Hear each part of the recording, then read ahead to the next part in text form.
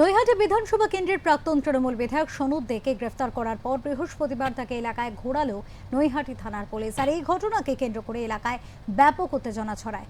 এ বিষয়ে অর্জুন সিং বলেন, ওকে আরও উচিত শিক্ষা দেওয়া উচিত ছিল। সনদ মানুষের ওপর যা অত্যাচার করেছে ক্ষমার অযোগ্য।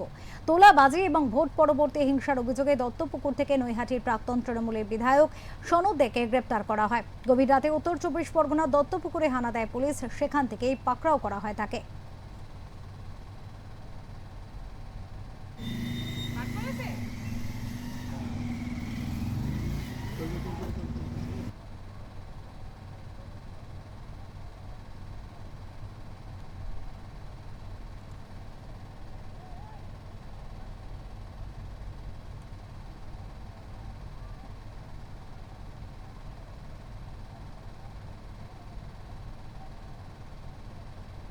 অত্যাচার করেছে সনদদের, যে এমএলএ ছিল, কিভাবে ভোট দিতেছিল আপনারাও দেখেছেন। তো মানুষ যা করেছে আমি তো মনে করি কম হয়েছে। যা অত্যাচার সনদ করেছে, মেয়েদের উপরে অত্যাচার, আমাদের মহিলা মোর্চা কর্মীদের বাড়িতে বোম মারা, ভাঙচুর করা, তাদের বৃদ্ধা বাবাকে মেরেছে।